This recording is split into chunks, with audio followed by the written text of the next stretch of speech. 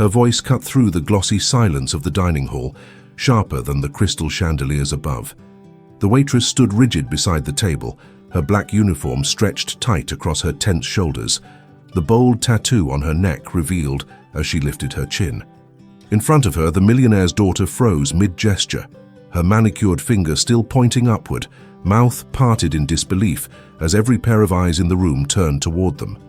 The air felt thick, almost electric, as the young woman's pearl necklace trembled with the rise and fall of her breath. "Treat me like that again," the waitress whispered, her hand gripping the other's wrist with surprising calm. "And I'll reveal your secret." The words didn't rise. They sank, slow, deliberate, landing heavy between them, heavier still on the long table lined with white roses and silent guests. A chair creaked. A spoon clinked against a glass. Somewhere behind them, someone muttered a prayer or a curse, and yet neither woman looked away. This wasn't just a clash of tempers. This was the moment years in the making. The collision between a wealthy daughter used to getting her way and the tattooed waitress who had spent her life swallowing the world's cruelty. Until tonight. What secret tied their lives together? And why did the accusation land with such visible fear on the young heiress's face? Before we begin this emotional story, tell us in the comments from which city you are watching, and don't forget to leave your like to keep following us. The dining room of the Oakmont Hotel had survived political dinners, charity galas, and the occasional scandal, but nothing compared to the silence that followed the waitress's words. Her name was Avery. Tall, composed, her blonde hair tied back so tightly it framed her sharp gaze like a blade. The tattoo on her neck, a dark floral pattern climbing under her ear, pulsed slightly with her quickening heartbeat. She didn't flinch. She didn't apologize. She just held on. Across from her, the millionaire's daughter, Grace Lennox, struggled to reclaim whatever control she thought she had. Her family's rich legacy practically dripped from the gold curtains behind her. She was used to people lowering their heads, especially service staff. But Avery didn't bow, and it unsettled her more than she wanted to admit. Who do you think you're talking to?" Grace's voice trembled as she pulled back her wrist. "You're just—" Avery leaned closer, tone still low, still dangerous. "Say it. I dare you." The table shifted. Someone whispered, "Is this part of the entertainment?"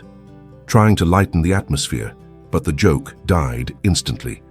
Grace's father, an older commanding man in a navy suit, watched Avery with suspicion and curiosity. His wife pressed a hand to her chest as if trying to calm her pulse. Avery stepped back half an inch, just enough to give Grace room to breathe, but not enough to let her feel safe. "You keep humiliating people for sport," she murmured. "But tonight, you picked the wrong person." The keyword hidden pain threaded itself through Avery's expression, just a flicker, gone as quickly as it appeared.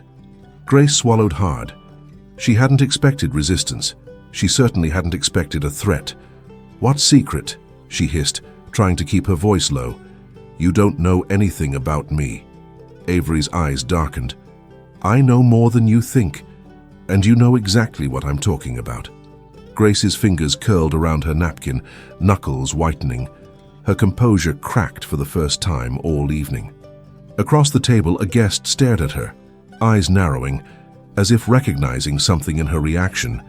Avery turned to step away, but she paused, letting the tension linger suspended like a held breath. Someone behind them rose from their chair. A voice cut the room. "Avery, stop!" But it wasn't who Grace expected. A young man stood up at the far end of the table. Dark hair, sleeves rolled to his elbows despite the formality of the evening. His name was Ethan Ward, a struggling student working part-time for the hotel to keep up with tuition. He looked at Avery with concern, but there was something else there too. Something Grace noticed with narrowed eyes. "Avery," Ethan repeated, gentler now. "Just let me help." Avery didn't turn fully toward him, but her jaw tightened. The gesture alone told the story of someone used to carrying her own battles. "I don't need help," she said quietly. "Especially not tonight." Grace's father cleared his throat. "What exactly is happening here?" His voice had that tone wealthy men used to remind the room who held power. He didn't yell. He didn't need to. His presence did the work for him. Avery offered no apology. "Your daughter has been insulting me since she walked through the door." Her tone remained respectful, but unshaken. "I've done nothing wrong." Grace scoffed. "Oh, please. You showed up to a luxury dining room with a tattoo on your neck. It's unprofessional." A murmur traveled across the table. Grace's mother placed a hand on her daughter's arm, whispering, "Sweetheart, enough." But Grace pulled away. "It's true," she insisted. Her tattoo has nothing to do with her work," Ethan interjected, stepping closer. "She's one of the best on staff." Grace's lips curled. Defending her. How cute. Something in Avery's face cracked. Just a sliver. Not anger. Sadness. The hidden pain the keywords demanded slipped through again. Quiet but undeniable. Ethan took another step toward her. "Avery, please. You're shaking." Avery glanced down. He was right. Her hand trembled slightly, fingers pressing against the fabric of her apron. She quickly hid it by gripping her order pad. Grace caught the slip. "What's wrong?" she asked with a smirk. "Afraid someone's finally calling you out?" Avery looked up slowly, her eyes colder than the cold winter night outside the hotel windows. "You think calling me unworthy hurts me?" she whispered. "Grace, you have no idea what real pain looks like. I've lived in shelters. I've worked 3 jobs at once. I've been a homeless daughter, a homeless sister, but never cruel." The room shifted at the admission, an emotional story unfolding piece by piece. Grace blinked, stunned. The guests leaned in. A thread of silence wrapped around them all. Then Avery added softly, "And even then, even when I had nothing, I still knew the truth about you." Grace looked like she might faint. "What truth?" someone whispered. Avery inhaled, but before she could answer, a glass shattered on the floor. The sound struck the room like a gunshot, sharp, startling. A waiter at the far end had dropped a wine glass, but instead of apologizing, he stared at Grace with widening eyes. He looked pale, almost sick. Grace recognized him instantly. "No," she breathed, shaking her head. "No, no, no, don't." The young waiter, Lucas, swallowed hard. He avoided her gaze but stepped forward. "I'm sorry. I didn't mean to interrupt." His voice trembled. "But Avery isn't lying." A ripple of confusion crossed the table. Grace's father sat straighter, sensing danger. "What exactly are you implying?" Lucas hesitated, rubbing his palms against his uniform. "It's not my place. It never was." His eyes flicked to Grace, filled with guilt. "But she made me promise I'd never say anything." Grace's breath caught. Her hands tightened around her silverware. "Lucas, please, don't." Avery crouched and began gathering the broken pieces of glass, giving them both space. Her voice softened when she spoke. "You don't have to protect her anymore." Lucas nodded, tears forming. "I know." The room leaned closer, like an audience around a fire. The moment felt like the edge of something, some life-changing story waiting to break open. Grace stood abruptly, chair scraping the floor. "Stop this, right now," her voice cracked. "None of you know anything about me." Avery rose, holding a shard of glass delicately between her fingers. "Grace, I told you to stop treating people like they're beneath you. I asked you nicely earlier. You ignored me." Grace shook her head violently. "This is revenge. This is because I criticized your tattoo. Because you're angry." "I'm angry for many reasons," Avery admitted, "but not for that." Lucas wiped his cheeks. "Grace, we have to tell the truth. You can't keep pretending." Grace turned to him desperately. "Please, you promised." "I promised when I thought you'd change," Lucas whispered. A hush fell so deep the chandeliers seemed to dim. Avery stepped closer. No hostility, only quiet resolve. "Grace, you don't have to keep hiding. Your secret doesn't make you weak." Grace's lips parted, trembling, but no sound came out. A knock suddenly echoed from the hallway, firm, unexpected. Every head turned. Someone important had just arrived.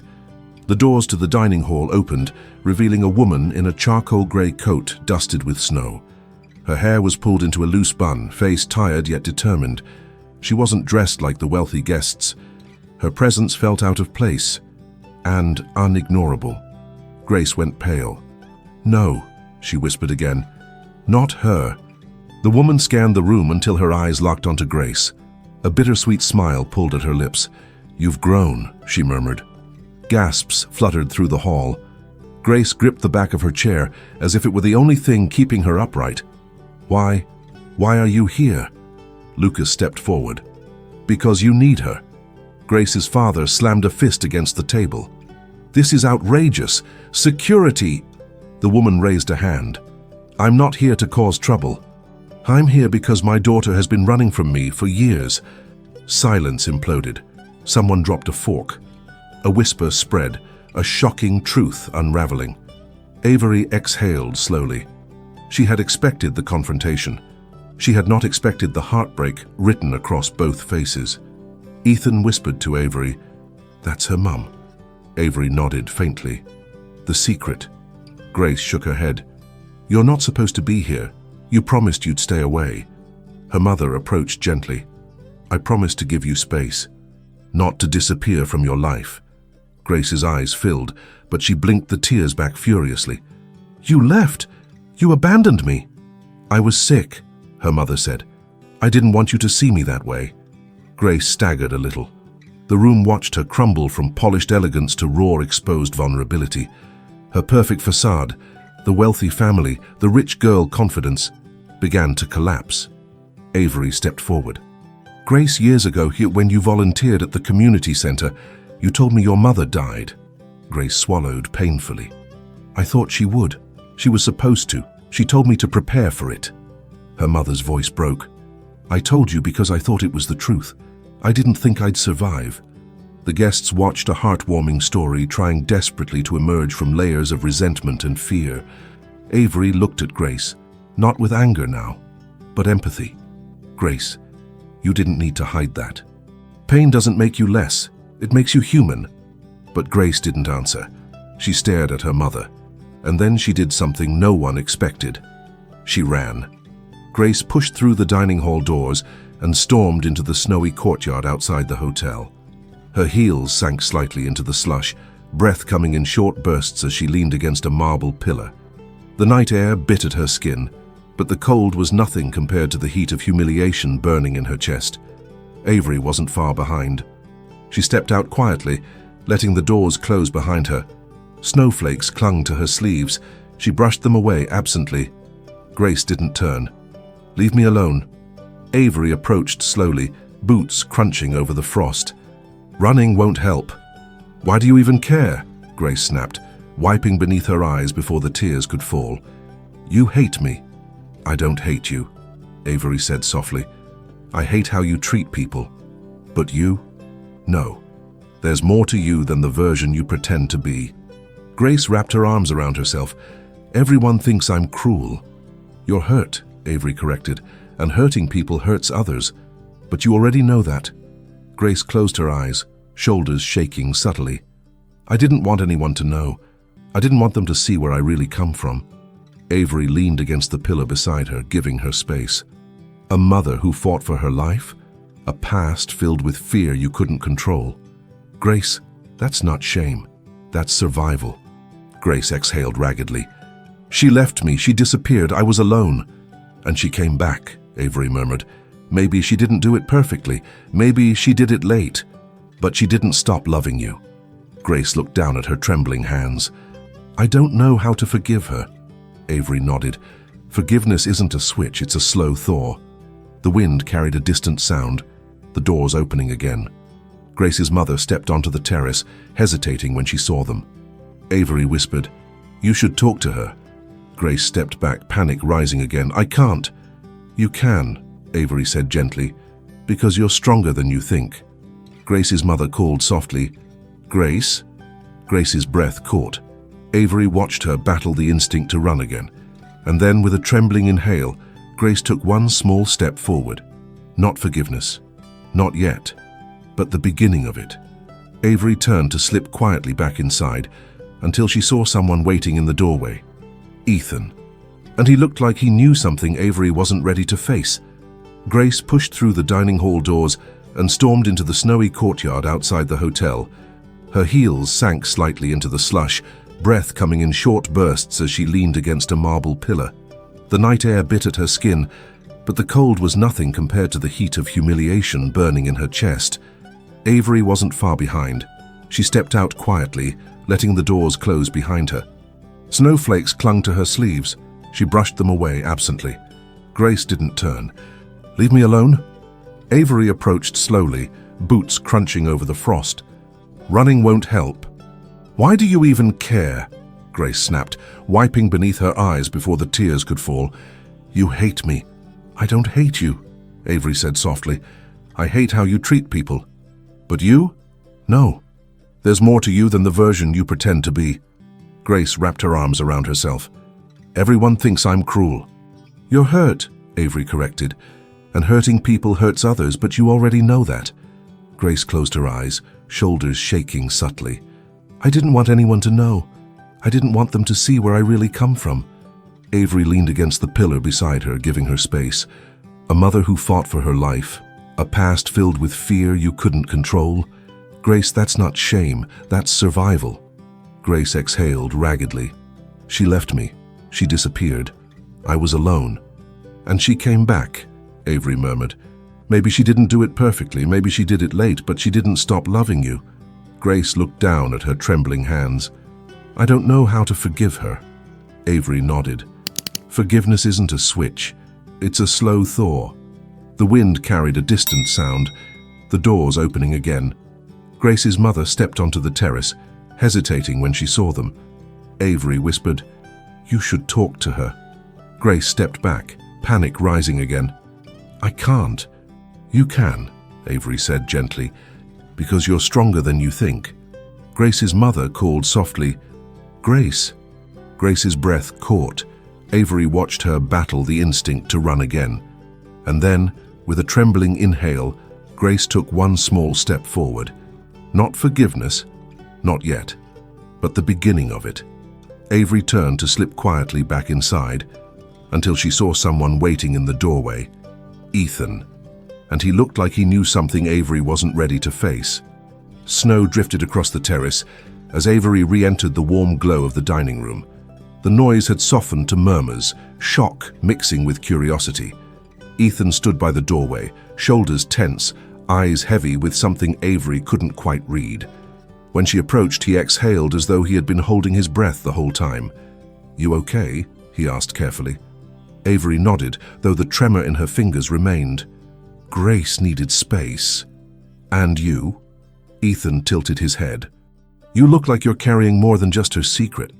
Avery tried to move past him, but Ethan stepped slightly in front of her, lowering his voice. "Avery, it's time you tell the truth too." She froze. The room felt smaller suddenly. Too many eyes, too many ears, too much hidden pain pressing against her ribs. "Not now." Ethan's expression softened. "I know you didn't mean to threaten her like that, but what you two share, it's bigger than this dinner." Avery swallowed hard. "I promised someone I'd never talk about it." "Someone or yourself?" he asked gently. Her breath caught. She hated how easily he saw her, hated how exposed it made her feel. Before she could answer, the dining room doors opened again. Grace returned with her mother beside her. Their faces were streaked with tears, but something unspoken had shifted between them, a fragile truce. The guests straightened, pretending not to stare. Grace's father stood instantly. "This spectacle ends now. Grace, apologize to the staff and we leave." Grace glanced at Avery. For the first time all night, there was no arrogance, only fear and exhaustion. "Dad, stop!" Her father stiffened. "Excuse me?" Grace inhaled shakily. "I've spent years trying to be perfect for you. Hiding things, hiding her." She nodded toward her mother. "And hiding the truth about me." Avery stepped back, sensing the moment belonged to their family now. Grace's father's voice dropped dangerously. "I will not embarrass this family further." But Grace didn't shrink. "Dad, Avery knows the truth because we met before, years ago, at the community center. I wasn't a millionaire's daughter then. I wasn't anything you'd brag about." Gasps rippled through the room. Avery's heartbeat thudded. Ethan whispered, "Avery, this is your moment. Tell them." But Avery's eyes were locked on Grace, who was trembling, waiting, bracing. Avery took one step forward, and the room held its breath. Avery's voice came out quieter than anyone expected. Grace was 14, she began. I was 15. We weren't from the same world, not even close. But we met at the community center during the winter shelter program. Grace nodded slowly, tears gathering again. Avery's hands fidgeted in her apron, old nerves resurfacing. My family had just lost our home. I was the girl with the oversized coat, the one who tried to look tough so people wouldn't see how scared I was. Grace whispered, "You weren't tough, you were kind." Avery's eyes glistened. "You brought me food when you barely had any yourself. You gave me gloves when my hands were freezing.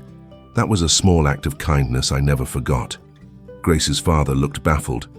"Grace, what is she talking about? You never—" Grace cut him off. "Dad, we were broke. Mom was sick. You were gone. I didn't want anyone to know." A stunned silence swept the room. Avery continued. "She wasn't cruel back then. She was lonely and trying to survive." Her voice softened. "I always wondered what happened to that girl." Grace clenched her jaw. "Life happened. Money happened. Reputation happened." Avery looked at her father. "She hid her past because she thought you'd be ashamed." Her father's face twitched. Pain, guilt, pride, all tangled. Then Grace whispered something no one expected. "Avery, you were the first friend I ever had." The words hit Avery like a blow. She blinked rapidly, trying to steady herself. "Grace, I didn't threaten you tonight because I hate you. I threatened you because I saw you becoming exactly what you once feared, someone who hurts to avoid being hurt." Grace covered her mouth, shoulders shaking. Ethan stepped forward slightly. "Avery, tell her the rest." Avery closed her eyes. This was the part she hated, the part she'd buried. "When the shelter closed that winter," Avery said quietly, "I went into foster care. You disappeared. I thought maybe you chose a better life and didn't want reminders of where you came from." Grace shook her head frantically. "Avery, I tried to find you. I didn't know where they took you." Avery's heart thudded painfully. Grace took a trembling step. "I'm sorry, I'm so sorry." Avery swallowed the lump rising in her throat, but before she could speak, another voice entered the room. "You girls were never meant to be separated." Everyone turned. Ethan's mother stood at the entrance, holding a worn, folded letter. Ethan stepped toward his mother in shock. "Mum, what are you doing here?" She held up the letter with trembling fingers. "Because this belongs to both of them." Avery's stomach dropped. She recognized the envelope, not the writing, but the symbol, the community center's old logo. Grace whispered, "Is that my letter?" Ethan's mother nodded. "I volunteered at the center back then. I found this the night the shelter closed. I tried to track you both, but you were moved faster than anyone expected." Her eyes softened. "I kept it, hoping one day you'd meet again." She handed the letter to Avery. Avery hesitated. Then she opened it carefully, the paper fragile with age. Grace watched, breath shallow. Avery read aloud, voice trembling. "If you ever feel alone, I hope you remember the girl with the frozen hands and the warm heart. I hope you remember we survived together. I hope you find a life where no one makes you feel small." Grace. Grace let out a sob, covering her face. Avery wiped her cheek quickly. "You wrote this for me?" Grace nodded. "I left it at the center, but they said you were already gone." Ethan's mother stepped forward. She cried for days. I never forgot her. Grace turned to Avery desperately. "You were the only person who understood what it felt like to have nothing." Avery's breath shook. "Then why did you become the kind of person who makes others feel that way?" Grace's legs buckled. Avery instinctively caught her arm. Grace's voice cracked. "Because once I finally had something, money, safety, status, I was terrified of losing it. Terrified of slipping back into that life." Avery steadied her. "Grace, having everything doesn't mean you have to forget where you came from." Grace met her eyes. Vulnerable. Human. "Can you forgive me?" Avery didn't answer immediately. Forgiveness was not a switch. It was a slow thaw, just as she'd told her earlier. But she saw the girl from the shelter in Grace's face again. Not the entitled heiress. The scared, hopeful, hungry kid who once shared gloves with her. "Yes," Avery whispered eventually. "I forgive you." Grace broke down, falling into Avery's arms. Guests watched in silence. some wiping their eyes. A heartwarming story had unfolded right in front of them. Ethan stepped closer, smiling softly. "How you both deserve this." Avery exhaled deeply, the years of tension finally releasing. Then Grace said, voice steadier, "Avery, come work for me. Not as staff, as part of our foundation. We could reopen the community center." Avery blinked, stunned. Grace extended her hand. No arrogance, no power games, just hope. Avery took it, and the room erupted in quiet applause. The Oakmont dining hall emptied slowly, leaving behind only the faint scent of roses and the echo of a night that reshaped two lives. Avery stepped outside into the fresh snowfall, the cold no longer sharp but comforting. Grace walked beside her, different now, lighter, the weight of years finally lifted. In the weeks that followed, the Lennox Foundation reopened its long-forgotten community center. Avery stood beside Grace at the ribbon-cutting ceremony, not as staff, not as someone beneath anyone, but as a partner, with her name etched proudly on the plaque. Ethan joined the project too, helping design youth programs for struggling students. On the wall of Avery's new office hung something simple yet symbolic, the old letter Grace had written, framed behind glass. A reminder of who they once were and who they chose to become. Forgiveness didn't erase the past, but it transformed it. Grace found the courage to rebuild a relationship with her mother. Avery found purpose, dignity, and a place where her voice mattered. And together, they learned that second chances were not gifts, they were choices. Acts of courage wrapped in kindness. And sometimes the smallest act, a pair of gloves, a shared meal, a letter left behind, could become the spark that changed a life forever. Thank you for staying with us until the end of this heart-touching story. Tell us in the comments which moment touched you the most. Subscribe and turn on the bell to receive more stories that inspire and transform. Leave a like if you believe in the invisible strength of kindness, dignity, and family.